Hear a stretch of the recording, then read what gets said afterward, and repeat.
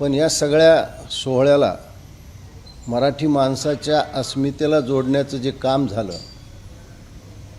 ते थोडं जरा मला निंदनीय वाटतं. राजसाहेबांनी संदीप देशपांडेला बोलण्याची संधी दिली.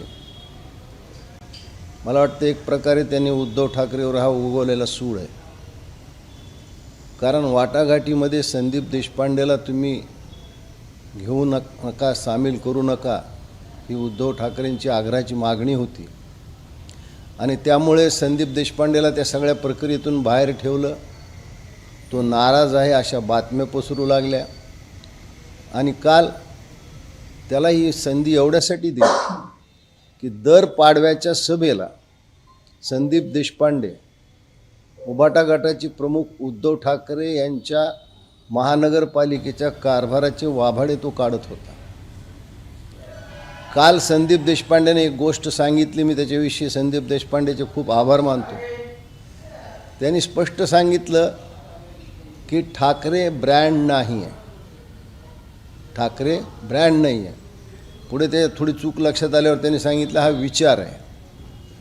म्हणजे येणाऱ्या महानगरपालिकेत जर पराभव झाला तर तो ठाकरे ब्रँडचा नसून विचाराचा आहे, अशी एक मखलाशी त्याच्यात संदीप देशपांडेने केली.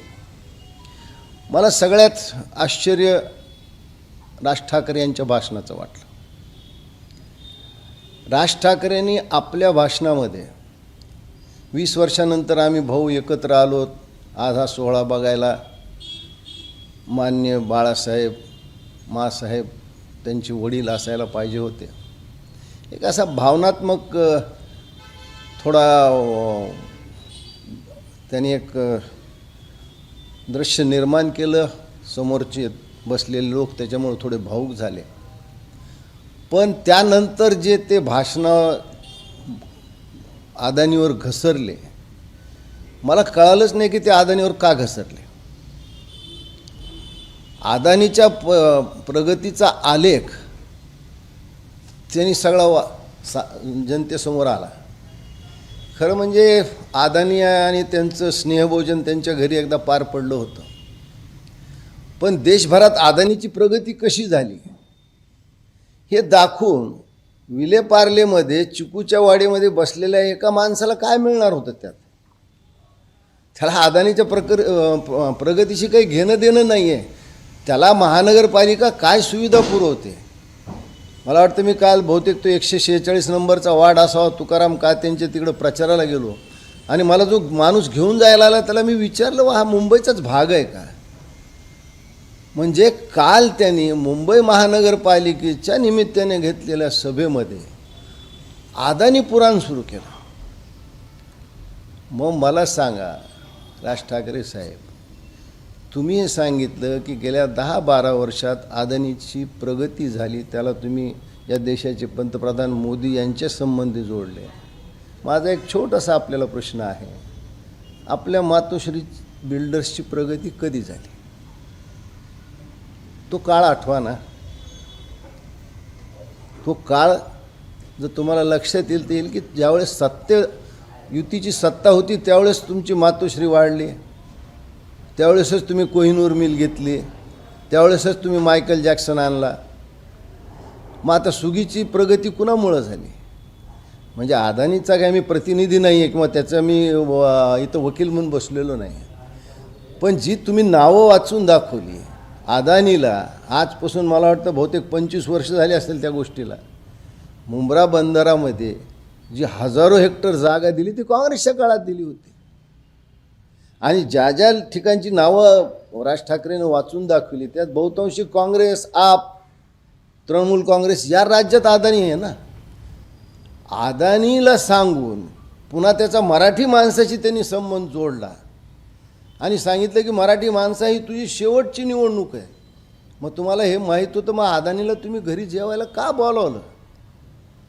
म्हणजे अशा पद्धतीनं अदानीचा तुम्ही जे काही प्रगतीचा आलेख दाखवून अदानीला दमात तर घेत नाहीत की आता महानगरपालिका आली बघ काय करता येईल, नाही तर मी हे तुझ्या सगळ्या गोष्टी बाहेर काढेन.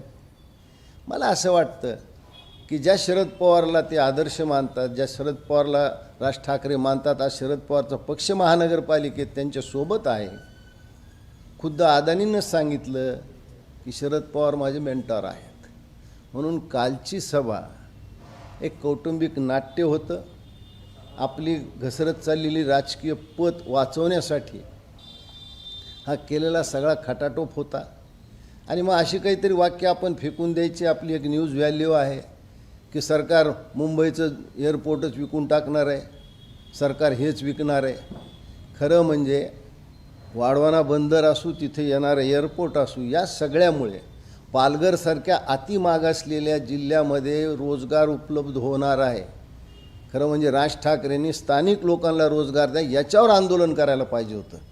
एखाद्या प्रकल्पाच्या विरुद्ध आंदोलन करून तो प्रकल्प कसा संकटात येईल किंवा तो कसं येणार नाही हे सगळं केल्यापेक्षा त्या गोष्टी जर लक्ष दिलं असतं तर पालघरच्या हजारो बेरोजगार तरुणांना तिथं काम मिळालं असतं. मला सगळं काल राज ठाकरेचं भाषण ऐकल्यावर असं वाटलं की राज ठाकरेच्या अंगात मेधा पाटकर तर संचारल्या नाहीत. कारण मेधा पाटकरचा सुद्धा असाच स्वभाव होता. सरदार सरोवरला त्यांनी खूप विरोध केला होता. मला वाटलं कुठल्याही प्रगती, कुठलंही सरकार 50-100 वर्षाचा विचार करून एखादं धोरण आखत असतं. वाढवाना बंदर असेल, त्याचं एक सैनिकीय महत्त्व आहे, तिथे शेजारी एअरपोर्ट असणं हे गरजेचं आहे. पण या सगळ्या गोष्टीचा विचार न करता, या गोष्टी समजून न सांगता मराठी माणसाला कसं भ्रमित करता येईल आणि आपलं राजकारण साध्य कसं करता येईल याच्यातून हे मला सिद्ध झालेलं आहे. म्हणून कालचं भाषण हे मराठी माणसाला भ्रमित करण्यासाठी केलेलं एक भाषण होतं. एवढंच माझं म्हणणं. राष्ट्रवादी काँग्रेस पार्टी शरदचंद्र पवार पक्षाचे जयंत पाटील काल विरोधकांवर निशाणा साधताना म्हणाले की हा तोच मैदान आहे आणि ती शिवसेना आहे, मात्र शत्रू वेगळा आहे. काही गद्दार आहेत तर काही दिल्लीतील सत्तेची गुलाम आहे. कुणाला उद्देशून म्हणले ते काय आपल्याला कळालं नाही. कारण गद्दाराची यादी काढली तर त्यांचंच नाव पहिल्यांदा येईल. आम्ही राजाराम बापूपासून ओळखतात ना. दुसऱ्याला गद्दार मानण्याच्या अगोदर जयंत पाटील मनानं सध्या कुठं आहेत? एक वरवर जी दिसणारी गद्दारी आणि मनातली गद्दारी, म्हणजे मला आता काल समोर बसलेल्या माणसाची खूप किवून आली. कारण 2 टोमणे सम्राट काल सभेत होते ना, एक उद्धव ठाकरे आणि दुसरा जयंत पाटील. मी मनसेचे अपयश म्हणता येईल किंवा माजी नेते म्हणता येईल. तर एक प्रश्न असा होता की मनसेला विशेषतः हादरे का बसत आहे? म्हणजे तुमच्यापासून किंवा वैभव खेडेकरांपासून जी चाललेली आहे यादी ती आता संतोष नलावडे किंवा इतर नेत्यांपर्यंत पोहोचते. तुम्हाला काय अनुभव आहे? हे पहा, मी कधीही त्यांच्या निष्ठावानाच्या यादीत नव्हतं. त्यांनी नाही ठेवलं आपल्याला, तर आपण काय करू? मग तुम्ही मला गद्दार म्हणू शकता, पण जे तुमच्या निष्ठावानाच्या यादीत होते ते लोक बाहेर गेले, त्यांना तुम्ही काय म्हणणार? चला, प्रकाश महाजनला म्हणलं मी समजू शकतो. म्हणजे संतोष धुरी जातो, नलावडे जातो, हा घरच जातो डोंबिवलीचा, असे खूप लोक आहेत. छत्रपती संभाजीनगरमध्ये पक्ष संपला आहे. मराठवाड्यात कुठेही तुम्हाला महानगरपालिका लढवताना पक्ष दिसत नाही. म्हणून कालच्या भाषणात मला ही अपेक्षा होती की राज ठाकरे मुंबईविषयी काही बोलतील. ती सांगितलीच नाही ना. कारण विजन सांगितल्यावर त्याला सत्य बोलावं लागतं, त्याला आभास निर्माण करता येत नाही. आणि मला सांगा की तुम्ही निवडणूक हारलात म्हणजे मराठी माणूस संपला असं तुम्ही कसं सांगताय, कसं गृहीत धरताय? हे मराठी माणसं तुझी शेवटची निवडणूक म्हणजे मला एक हा त्यांचं लॉजिकच कळालं ना काय भावनिक. दुसरं कालच्या सगळ्या भाषणात काय होतं मला सांगा. जर अदानी एवढा वाईट होता तर तुम्ही त्याला घरी का जेवायला बोलावलं? उलट अदानीकडून राज ठाकरेंनी हे शिकायला पाहिजे की कसं काय लोकांशी संबंध ठेवले पाहिजे. तो सगळ्या पक्षाशी चांगले संबंध ठेवू नये. आणि अदानीनं किमान 50 वर्षाचं धोरण आखलं असेल. राजसाहेबाचं उद्या धोरण काय आज सांगू शकत नाहीत. त्याचे दुष्परिणाम सगळे भोगतायत ना. कधी बिनशर्त पाठिंबा द्यायचा, शेवटी त्यांचा अदानीच्या आडून मोदीवरच रोख होता ना. म्हणजे तुम्हाला माहीत नव्हतं काय? म्हणजे तुम्ही त्या वालिव आणि सुग्रीवासारखे एकमेकाच्या छातीवर बसवत होता. हेही लोकांनी पाहिलं ना. हे काय मासाहेबांनी पाहिलं नाही, हे काय बाळासाहेबांनी ऐकलं? सगळ्यांनी. बाळासाहेबांनी एका मुलाखतीत सांगितलं की मुंबईवर कुणाचं नियंत्रण असं या कारणामुळं राज ठाकरे बाहेर पडलेत. मग काय उद्धव ठाकरेनं मुंबईचं नियंत्रण राज ठाकरेकडे दिलं आहे? 227 नगरसेवक असलेल्या महानगरपालिकेत तुम्हाला 52 जागा दिल्यात आणि तिथे तुम्हाला उमेदवार सापडले नाहीत. मी मागेही म्हणल्यासर की टोटल राज ठाकरे हे उद्धव ठाकरेला शरण गेलेले आहेत. 25 जागा कुठं पुण्यात दिल्यात, 27 जागा नाशिकमध्ये दिल्यात, थोडंफार कल्याण डोंबिवलीमध्ये बऱ्यापैकी जागा दिलेल्या आहेत. पण कालचं भाषण याच्यातून मुंबईकराला काय मिळालं? दोन्ही ठाकरे बंधू भावनिक राजकारण करताना पाहायला मिळाले. हा मराठी माणसासाठी अस्मितेची लढाई किंवा मराठी माणसासाठी शेवटची लढाई असं राज ठाकरे कसं म्हणू म्हणजे तुम्ही काय मराठी माणसाचे प्रतिनिधी आहात का? आम्ही मराठी आहोत ना. तुमच्यासमोर कोण उभा आहे? मराठी माणूसच आहे ना. आणि तुम्ही म्हणजे मराठी माणूस नाही आहे ना. मग पत्राचाळीत जे लोक होते ते कोण होते? कोहिनूर मिलमध्ये तुम्ही तिथल्या कामगाराच्या मुलाला सामावून घेणार होते ते कुठं आहे? मनोहर जोशीचा बळी दिला, वरचेवर कोहिनूर मिलचा फायदा घ्यायला संपला विषय. मायकल जॅक्सनला नाचवून तुम्ही जे अब्जावधी रुपये कमवले त्याच्यातून किती मराठी मुलं उभा राहिले? किती मराठी माणसांची घरं तुमच्या एवढी झाली? 4 माणसं 9 मजल्याचं घर हे फक्त त्यांच्या बाबतीतच घडू शकतं. इथं 8 माणसांनी 1 खोलीचं घर मिळत नाही. मग मराठी माणसाची तुमची प्रगती म्हणजे मराठी माणसाची प्रगती, तुमचं हरणं म्हणजे मराठी माणसाचं हरणं, हे कसं काय तुम्ही त्रयाशीत ठेवताय? आता मराठी माणूस हुशार झाला आहे. हे तुम्हाला बोलायचं काय होतं, तुम्ही बोललात काय?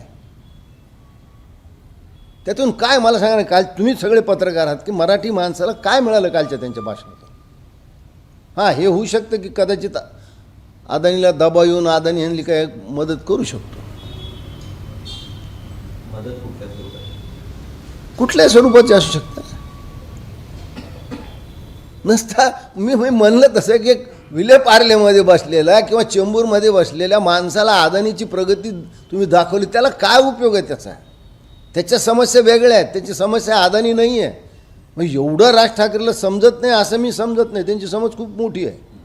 पण त्यांना माहिती की मी हे बोललो तर लोक ऐकणार नाहीत. मला सांगा, बाळासाहेबांनी एकमेव मराठी मोठा कॉन्ट्रॅक्टर जोगला मुंबईत आणलं होतं.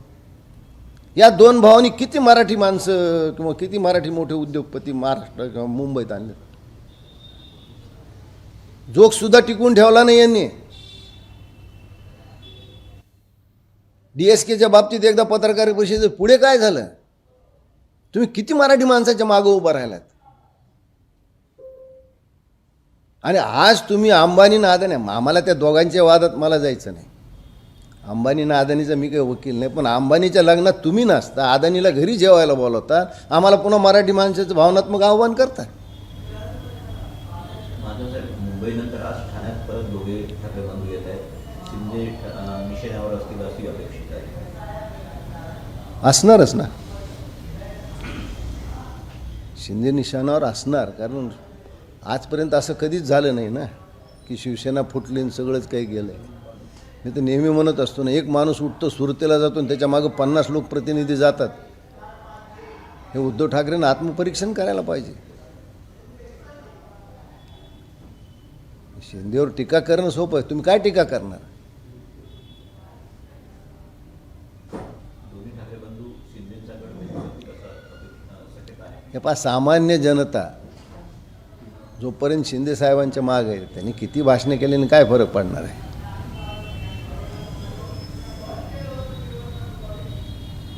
थँक्यू.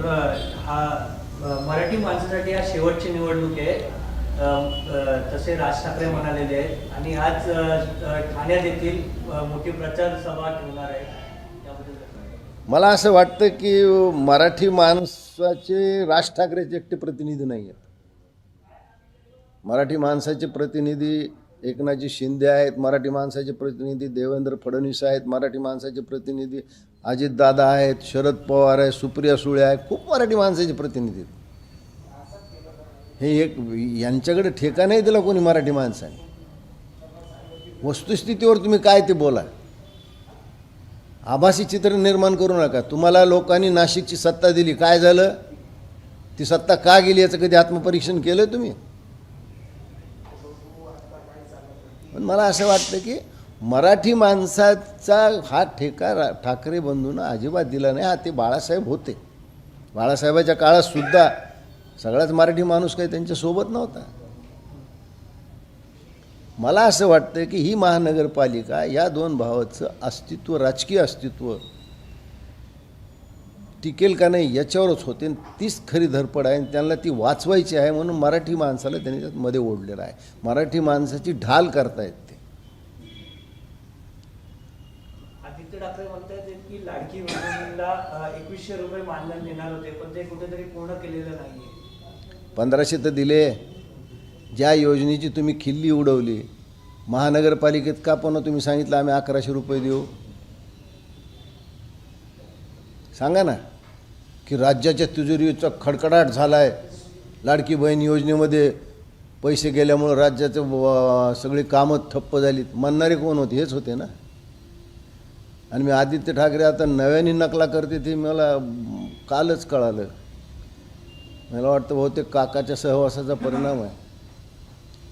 आता यांची दुसरी एक युवराज आहेत, ते म्हणले माझ्या बाबाला मुख्यमंत्री करा, मी बाहेरून येणार, रेल्वेच मुंबईत येऊ देणार. अरे तुम्हाला काय सिव्हिल वॉर करायचं काय? मला एका प्रश्नाचं उत्तर द्या. मुंबईच्या लोकसंख्येचा हा प्रश्न निश्चित गंभीर आहे. त्याची सोडवणूक अशी नाही आहे ना. मला सांगा की उद्या जर तुम्ही असं पद्धतीनं केले, तेलंगणात आहे, आंध्रात आहे, कर्नाटकमध्ये, मध्य प्रदेश, गुजरात, उत्तर प्रदेशमध्ये लक्षावधी मराठी माणसं राहतात, त्यांचं काय होईल उद्या? तुम्ही ते इथं राहतात, तुम्हाला सगळं पोलीस संरक्षण आहे, त्यांना कोण सांभाळेल उद्या?